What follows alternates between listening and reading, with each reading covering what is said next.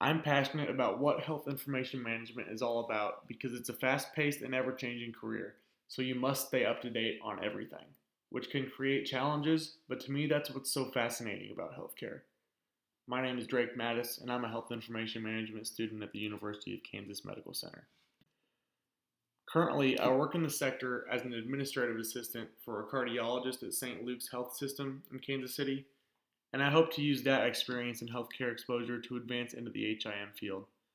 Though the work that I do right now is not specifically HIM related, it has opened a lot of doors for me and given me access to a large health system that spans across the metro area.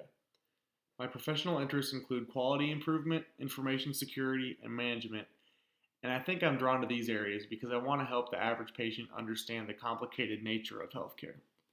Health literacy issues are something that I've witnessed firsthand, and if the patient cannot communicate their issues with the provider effectively, what problem is being solved?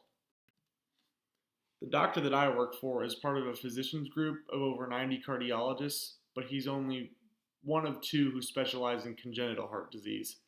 So I deal with scheduling a lot of these patients when he's in clinic, and coordinating their appointments with certain diagnostic tests can oftentimes be a dilemma because the schedule of a physician is super busy. But I'm exposed to the health information of these patients each day, so I found it quite interesting that it's someone's job to manage all of it and make sure it's safe and secure, which is just another reason why I was compelled to enter this career field. My Strength Finder strengths are harmony, maximizer, significance, relator, and discipline. And I think that these make a lot of sense because I always try to see both sides of an argument. And to connect that to healthcare, I try to look at a lot of situations from the side of the patient, but also from the side of the provider or patient's care team.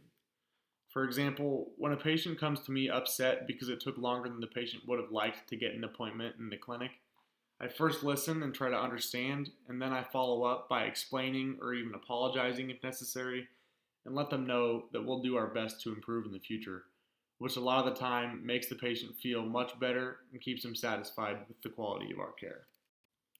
On the other hand, if the doctor comes to me asking why his patients are unhappy with wait times to get in to be seen, I must first understand his frustrations and then produce a solution to make both parties satisfied without making anyone overwhelmed. These are just some of the things that you'll run into when working in an outpatient setting. So my social style is analytical, and I think that correlates to my top 5 strengths pretty closely. I've always considered myself to be more of a thinker and less of a visibly emotional individual or one that physically expresses their emotions a lot.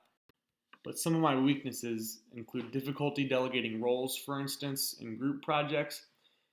I tend to just try to do everything myself if I don't think something's going in the right direction, so I think that I can address this and improve upon this by learning to trust others more and not just do it all, because in the long run, this isn't efficient or effective, and things will not get done if I try to take on too much and don't let others do their part in team efforts, especially when there's deadlines, and there's a lot of deadlines to meet in the healthcare industry. Though it's something that I've struggled with since high school, it's a habit that I believe can be broken over time, and not something that's irreversible by any means. Everyone has their own personal weaknesses, and it's up to the individual to capitalize on them and turn them into strengths, something that I work on improving for myself each day.